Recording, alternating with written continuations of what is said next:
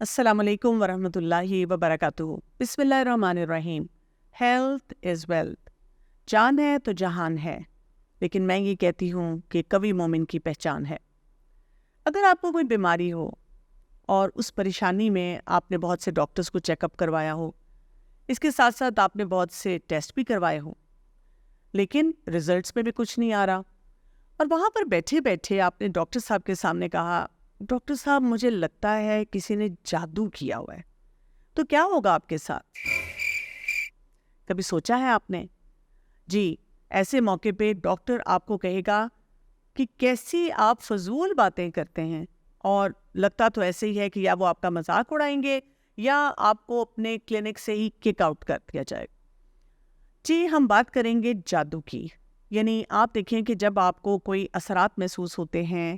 اور آپ پریشان ہوتے ہیں اور آپ چاہ رہے ہوتے ہیں کہ اس کا علاج کروایا جائے، لیکن کسی بھی سائنٹیفک انسان سے بات کرنا بہت ہی مشکل ہو جاتا ہے، اور سائنسز جو ہیں، میڈیکل سائنسز، وہ ایسے اثرات کو نہیں مانتی، بلکہ وہ یہ کہتے ہیں کہ جو بھی بات 5 سینسز سے پروو ہوتی ہے یا ہمیں کوئی ایویڈنس بیسڈ ڈیٹا سے پتہ چلتی ہے، ہم اس کا علاج کرتے ہیں اور اس کو مانتے ہیں۔ حالانکہ یہی سائنسدان اور ایسے ہی سائنٹیفک لوگ ایک ڈبہ، جس کو ہم مائکرو ویو کا نام دیتے ہیں، اس میں کھانا رکھتے ہیں، کوئی چولہا نہیں جلتا، کوئی آگ نہیں نظر آتی، لیکن کچھ ویوز کے ذریعے ہی وہ کھانا گرم ہو جاتا ہے۔ تو پھر یہ کیسے ہوتا ہے؟ اس کے ساتھ ساتھ ہم یہ بھی دیکھتے ہیں کہ بہت سی ایسی بیماریاں ہمیں اپنے ارد گرد نظر آتی ہیں، اور یہ جو بیماریاں ہوتی ہیں ان کو ہم کہتے ہیں کہ مثلاً جینیٹکس کی وجہ سے ہیں، کچھ بیماریوں کو ہم کہتے ہیں کہ ماحول سے لے لیا، کچھ وزن کی وجہ سے ہیں، لیکن ان بیماریوں میں کچھ ایک حصہ ہوتا ہے جن کے بارے میں کہا جاتا ہے ان نون ایٹیولوجی، یعنی ہمیں نہیں سمجھ آ رہی کہ یہ بیماری کیوں ہوتی ہے۔ کیا کبھی کسی سائنٹیفک انسان نے سوچا ہے ہو سکتا ہے یہ بیماری جادو کی وجہ سے ہو؟ میں جب بھی جادو کی بات کروں یا کچھ اثرات کے بارے میں کسی سے بھی ڈسکس کرنے کی کوشش کروں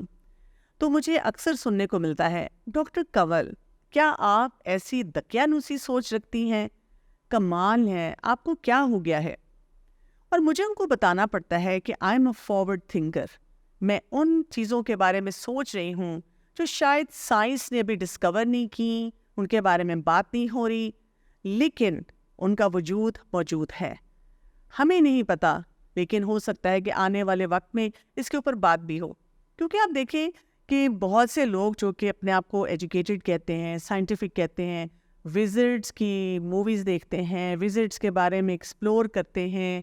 پورے پورے مہینے مناتے ہیں جس میں وہ ایسی ہارر موویز دیکھ رہے ہوتے ہیں جس میں جنات اور اس قسم کے بہت سارے جو میجک سے ریلیٹڈ معاملات ہیں وہ دکھائے جا رہے ہوتے ہیں اسکرین پہ۔ یعنی پھر وٹ آر ٹائم ویسٹر، کہ آپ نے جو اصل حقیقت آئی ہے اس کو نہیں سمجھا، لیکن آپ نے جو لوگ پریشان ہیں، اس اذیت میں ہیں، ان کو کچھ صحیح طرح سے گائیڈ لائن بھی نہیں دی۔ سورہ البقرہ میں آتا ہے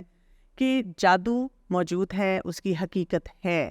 اور اس میں کہا گیا سورہ البقرہ میں ہی کہ سلیمان علیہ السلام نے کفر نہیں کیا، لیکن وہ شیاطین تھے جو کہ کفر کر رہے تھے۔ تو یہاں سے یہ تو پتہ چلتا ہے کہ جادو موجود ہے، اور یہ جو شیاطین جس طرح سے جادو کرتے ہیں یہ کفریہ کام ہے، اس سے اپنے آپ کو بچانے کی ضرورت ہے۔ اس کے ساتھ ساتھ سورہ البقرہ میں ہی وہیں پہ جب سلیمان علیہ السلام کے ریفرنس سے جادو کا ذکر آیا تو وہاں پر یہ بھی بتا دیا گیا کہ جادو بِإِذْنِ اللہ، یعنی کبھی بھی کسی کو نقصان نہیں پہنچا سکے گا جب تک کہ اللہ سبحانہ وتعالیٰ کا اذن نہ ہو۔ تو یہ جادو ہوتا کیا ہے؟ جادو اردو میں ہم بولتے ہیں اور عربک میں سحر کہا جاتا ہے، اور سحر ہوتا یہ ہے کہ ایک کوئی ایسا ان سیڈ طریقے کا پریشر ہے، کچھ دم ہے، کچھ الفاظ ہیں، کچھ پڑھا جا رہا ہے، کسی چیز پہ گرہیں لگائی جا رہی ہیں، کوئی پھونکیں ماری جا رہی ہیں، جن کے اثرات وہ شخص اپنے اوپر محسوس کر سکتا ہے۔ اب یہ اثرات جو ہوتے ہیں جسم پر بھی آتے ہیں، دل پر بھی ہوتے ہیں، اس کے ساتھ ساتھ نفسیاتی طور پہ بھی ہوتے ہیں، جذباتی طور پہ بھی ہوتے ہیں، اور جب ہم یہ دیکھتے ہیں کہ یہ اثرات آتے ہیں تو اس کی جو ڈیلی روٹین لائف ہے وہ ڈسٹرب ہونا شروع ہو جاتی ہے، وہاں پر بہت سی ڈسفنکشنالٹی آنا شروع ہو جاتی ہے، اور ایسا شخص جو ہوتا ہے وہ بہت مزری میں اور بہت پریشانی میں ہوتا ہے، اور بہت سا ڈائگنوسس جو ہے وہ سامنے نہیں آ رہا ہوتا، اس کو سمجھ نہیں آ رہی ہوتی کہ ٹیسٹ پہ ٹیسٹ کوائے ہیں لیکن کچھ بھی ہمیں پتہ نہیں چل رہا۔ جادو کی بہت سی اقسام بھی ہوتی ہیں، مثلاً ہم یہ دیکھتے ہیں کہ قریبی رشتہ داروں میں کوئی آپس میں کلیشز اور کانفلکٹ کروانے کے لیے جادو کیا جاتا ہے، اسی طرح وہم ہوتا ہے، اس کا جادو ہے، پینک اٹیکس ہیں، مرگی کے دوروں کی بھی ایک شکل ہوتی ہے جو کہ جادو سے آتی ہے۔ پھر اسی طرح آپ دیکھیں کہ خواتین کی جو بہت سی جو ان کا منتھلی سائیکل ہے اس کی ڈسٹربنس ہے، اس پہ جو بہت سے مسائل آتے ہیں وہ بھی جادو کی شکل ہو سکتی ہے۔ اور یہ جادو کی وجوہات کیا ہوتی ہیں؟ زیادہ تر دشمنی ہے، حسد ہے، رکاوٹیں ڈالنا ہے لوگوں کے کاموں میں، ان سے خوش نہیں ہونا، تعلقات کو بہتر نہیں ہونے دینا، یعنی زیادہ تر کوئی جیلس ایلیمنٹس ہوتے ہیں یا ال ول کریٹ ہو جاتی ہے جس کی وجہ سے لوگ ایسے معاملات میں الجھنا شروع ہو جاتے ہیں۔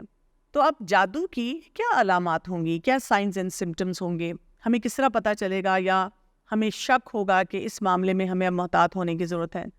تو اس کو ہم 2 کیٹیگریز میں ڈیوائڈ کر سکتے ہیں۔ ایک کیٹیگری وہ ہے یعنی کہ ڈائریکٹ کچھ ایسے معاملات ہو رہے ہوتے ہیں، ایسے ایکسیپشنل قسم کے سرکمسٹانسز کریٹ ہو جاتے ہیں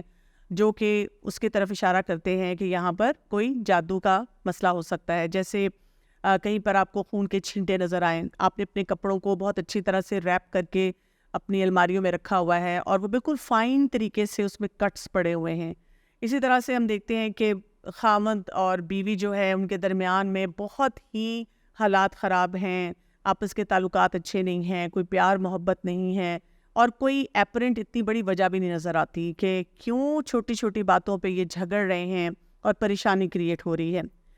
اس کے علاوہ ہم دیکھتے ہیں کہ کچھ ایسے اسباب ہیں جو کہ بڑے ویگ سے ہوتے ہیں، مثلاً دل گھبرا رہا ہے، سستی ہے، نمازیں پڑھنے کو دل نہیں چاہتا، کوئی کام کرنے کو دل نہیں چاہتا، ڈس فنکشنالٹی بڑھتی جا رہی ہے، مزاج میں چڑچڑاپن ہے، اسی طرح سے لگتا ہے کہ کوئی بیماری ہے لیکن وہی بات ہے کہ ٹیسٹ کرا رہے ہیں تو اس میں کوئی بھی ایسی بات نہیں آ رہی، جسم کے کسی حصے میں درد ہوتی رہتی ہے۔ اسی طرح بعض اوقات ایسا ہوتا ہے کہ کوئی ڈراؤنے خواب آنا شروع ہو جاتے ہیں، بہت زیادہ پینک اور انزائٹی شروع ہو جاتی ہے اور آپ کو لگتا ہے کہ کوئی میرا چائلڈ ہوڈ ٹراما نہیں ہے، کوئی ابھی بھی ایسی بات نہیں ہے جس کی وجہ سے مجھے اس قسم کی کیفیت جو ہے وہ مجھ پہ حاوی ہو جائے۔ تو یہاں پر ہمیں کیا کرنا چاہیے؟ اگر ہمیں لگ رہا ہے کہ ایسا کوئی معاملہ ہے، جیسے میں نے آپ کو پہلے کہا کہ اگر ہم ڈاکٹرز کے پاس جا کر اس سلسلے میں بات کرتے ہیں تو وہ اس پورے کانسیپٹ کو ریجیکٹ کر دیتے ہیں۔ اگر ہم مارکیٹ میں جانا شروع کریں اور ہم سوچیں کہ اچھا ڈاکٹر تو اس کا علاج نہیں کریں گے اور کون ہے جس نے بہت بڑا بل بورڈ لگایا ہوا ہے، میرے پاس آئیں، ہر طرح کا کالا جادو اور پتہ نہیں کون کون سا اور کیا کیا جو آسیبی آپ کے معاملات ہیں یا کچھ چڑیل ہے یا جن ہے، ہم ان سب کو نکال کر باہر پھینک دیں گے تو کیا ہو جائے گا؟ زیادہ چانسز یہ ہیں کہ آپ کسی کویک کے پاس چلے جائیں گے، ایسے انسان کے پاس چلے جائیں گے جو آپ کو مارے گا، پیٹے گا اور آپ سے بہت سے ایسے غلط کام کروائے گا جو بلکہ بجائے اس کے کہ آپ کے اس پورے ڈائگنوسس میں آپ کو ہیلپ کرے، وہاں پہ کیا آپ کے ساتھ مسئلہ آنا شروع ہو جائے گا کہ آپ کسی شرکیہ کام میں ہی الجھنا شروع ہو جائیں گے اور آپ کے کام ملٹی پلائی ہونا شروع ہو جائیں گے۔ وہ کبھی آپ کو کوئی ایسی بالکل ہی عجیب سی بات کہیں گے کرنے کے لیے، کبھی کہیں گے گوشت لے کر آؤ، کبھی کہیں گے قبرستان میں جا کر بیٹھو، کبھی کہیں گے والدہ کا نام لے کر آؤ، پھر کہیں گے کہ کالے رنگ کے بکرے کی اور مرغے کی اس کی قربانی دو، اور اسی طرح سے اور اس قسم کے ایسے بہت سے کام ہوتے ہیں جو کہ درست نہیں ہوتے۔ اب میٹھی چیز کوئی لے کر آؤ، اس شخص کے کوئی کپڑے لے کر آؤ اور وہ وہاں پر اپنی طرح سے آپ کو کہتے ہیں کہ ہم حصار لگائیں گے اور ہم اس کے بارے میں آپ کو بہت سی معلومات دیں گے۔ تو ہم نے ایسے معاملات میں نہیں جانا۔ بہتر یہ ہوتا ہے کہ ہمیں پتہ ہے کہ بہت سے ہمارے ارد گرد جو افراد ہیں نہ وہ قرآن کی تعلیم حاصل کرتے ہیں، نہ وہ سنت کے مطابق اپنی زندگی گزارتے ہیں، کیونکہ جادو اور اس قسم کے معاملات بڑھتے ہی اس سوسائٹی میں ہیں جہاں پر شرک پڑنا شروع ہو جاتا ہے اور لوگوں کی قرآن اور سنت سے دوری ہو جاتی ہے۔ تو ہمیں پھر ایسی سوسائٹی میں رہتے ہوئے اوور آل کیا کرنا چاہیے؟ اب سب سے بڑی بات تو یہ کہ اپنے آپ کو جتنا زیادہ آپ قرآن اور سنت کے قریب لے کر آتے جاتے ہیں تو ایسی جتنی خرافات ہوتی ہیں آپ سے دور ہو جاتی ہیں۔ اسی طرح سے ہر نماز کے بعد آیت الکرسی پڑھنا، سورہ البقرہ کی تلاوت کرنا، اس کا کوئی پورشن ضرور ایسا ہو جو کہ ہم ڈیلی پڑھ رہے ہوں، پھر معوذتین یعنی کل جو ہیں ہمارے ان کو پڑھنا۔ اسی طرح سے آپ دیکھیں کہ ہم رقیہ سنتے رہیں، پھر اس کے علاوہ جو ہم ہیلدی لائف سٹائل ہے، سنت کے مطابق جو طریقہ ہے اس کو اختیار کریں۔ پھر اس کے ساتھ ساتھ ہم دیکھتے ہیں کہ ہر چیز کو یعنی کہ کوئی الماری کھولنی ہے، کچھ کام کرنا ہے، بسم اللہ پڑھ کے کریں۔ جب گھر سے باہر اسپیشلی جا رہے ہوں تو بسم اللہ توکلت علی اللہ لا حول ولا قوت الا باللہ وہ پڑھتے ہوئے ہم باہر جائیں، تاکہ ہم اپنے پورے گھر کو اور اس کے معاملات کو اللہ کی حفاظت میں دے کر جائیں۔ پھر باتھ روم جاتے ہوئے دعا پڑھنی، باتھ روم سے نکلتے ہوئے دعا پڑھنی، وضو کا اہتمام کرنا، طہارت پہ خاص طور پہ توجہ دینی، اسی طرح سے نمازوں کی پابندی کرنی، پھر اسی طرح سے جو کچھ بھی ہم نے ذکر اذکار کرنا ہے کثرت سے ہم نے جو ہے استغفار پڑھنا، اور اسی طرح سے جو دعائیں ہمیں بتائی جاتی ہیں جو ہمیں حفاظت دیتی ہیں شیاطین سے، جنوں سے، ان کا اہتمام کرنا۔ آپ کوئی بھی اگر ایپ ڈاؤن لوڈ کر لیتے ہیں یا کوئی کتاب ایسی رکھ لیتے ہیں جس میں قرآنی اور مسنون دعائیں ہوتی ہیں تو آپ کو یہ تمام طریقہ کار علاج کا جو ہے وہاں سے مل جاتا ہے۔ اب یہ تو پریونٹیو طریقہ تھا، کیوریٹیو طریقہ کیا ہوگا؟ ایک انسان ہے وہ کہتا ہے میں شیور ہوں کہ یہ جادوئی ہے اور میرے پاس بہت سارے یہ انڈیکیشنز بھی آ چکے ہوئے ہیں اور میڈیکلی میں نے اپنا چیک اپ کروا لیا ہے اور کوئی بیماری مجھے ایسی نہیں ہے جو کہ میڈیکلی کوئی پروف ہو سکے۔ تو یہاں پر اب ہمیں ایڈیشنل باتیں پتہ چلتی ہیں، یعنی وہ جو ذکر اذکار ہے وہ تو ہم نے کرتے ہی رہنا ہے، لیکن اس کے علاوہ حجامہ ہے، شہد ہے، عجوا کھجور ہے، آب زمزم ہے، اسی طرح سے زیتون کا جو تیل ہوتا ہے اولیو آئل ہے اس کا استعمال کرنا چاہیے۔ پھر دعائیں اور قرآن مجید سے اپنے تعلق کو بہت زیادہ بڑھانا ہوتا ہے، رقیہ سننا ہوتا ہے، اور اسی طرح سے وہ دعائیں ساری پڑھنی ہوتی ہیں جو اگین صبح اور شام کے لیے ریکمینڈڈ ہیں۔ یہاں پر یہ ساری بات کرنے کے بعد میں ایک خاص بات کی طرف آپ سب کی توجہ دلاؤں گی، اور وہ کیا ہے؟ اگر ہم جادو کو سمجھیں اور جادو کے علاج کو سمجھیں تو اس میں اور میڈیکل سائنسز میں کوئی بھی لڑائی جھگڑا نہیں ہے، جس کو ہم نے لڑائی جھگڑا اور کانفلکٹ خود بنا دیا ہے۔ جیسے میرے پاس اگر کوئی بھی پیشنٹ آئے اور مجھے اگر وہ کہتا ہے کہ مجھے کچھ اثرات محسوس ہوتے ہیں، تو جہاں میں اس کا میڈیکل سائنسز کے اکارڈنگلی کوئی علاج کر رہی ہوں تو ساتھ ہی میں اس کو بتا دیتی ہوں کہ آپ قرآن مجید کی تلاوت کریں، سورہ البقرہ پڑھیں، رقیہ سن لیا کریں، اور ساتھ ہی بتا دیا عجوا کھجور کھا لیں۔ یعنی سبحان اللہ، اللہ تعالیٰ نے ہمیں جتنا بھی علاج اس کے لیے بتایا، چاہے وہ پریونٹیو ہے یا کیوریٹیو ہے، وہ ہماری میڈیکل سائنسز سے بھی نہیں ٹکرا رہا، ہمارے طریقہ علاج سے بھی نہیں ٹکرا رہا، کوئی سرجری کرنی پڑ رہی ہے اس سے نہیں ٹکرا رہا، کوئی آپ کو پروسیجر کرنا پڑ رہا ہے اس کے راستے میں رکاوٹ نہیں آ رہا۔ تو ضرورت کیا ہے؟ ضرورت یہ ہے کہ ڈاکٹرز اس جادو کے بارے میں قرآن اور سنت کی روشنی میں اس کو اچھی طرح سے سمجھیں، کیونکہ آتے ہیں ایسے پیشنٹس ہمارے پاس جو کہ مکس ڈیزیزز کے ساتھ ہیں، اور جب ہمیں ان دونوں کا پتہ ہوگا تو ہم ایک ہولسٹک اپروچ کے ساتھ اپنے پیشنٹ کو گائیڈ کر سکیں گے، اور ہمارے پیشنٹ سیٹسفیکشن جو ہے وہ بھی بڑھنا شروع ہو جائے گی۔ اسی طرح سے جو علماء ہیں یا ایسے افراد ہیں جو کہ اس کا علم رکھتے ہیں، ان کو بھی اپنے کسی بھی پیشنٹ کو جو ان کے پاس آتا ہے اسٹریٹ اوے جن پوزیشن پہ یا جادو پہ یا ایسے اثرات پہ نہیں لے جانا چاہیے، ان کو بھی ڈاکٹر کے پاس بھی بھیجنا چاہیے، تاکہ اگر کوئی فزیکل ڈیزیز ہے جو کہ مس ہو رہی ہے، یا کئی دفعہ کچھ ایسی نفسیاتی بیماریاں ہوتی ہیں، مثلا سکیزوفرینیا ہے، سائیکوسس ہے، تو اس کو بھی آسانی سے اور اچھے طریقے سے رول آؤٹ کیا جائے۔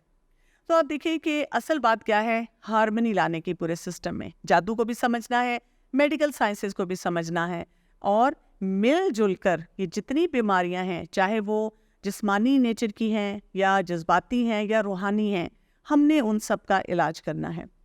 السلام علیکم ورحمۃ اللہ وبرکاتہ۔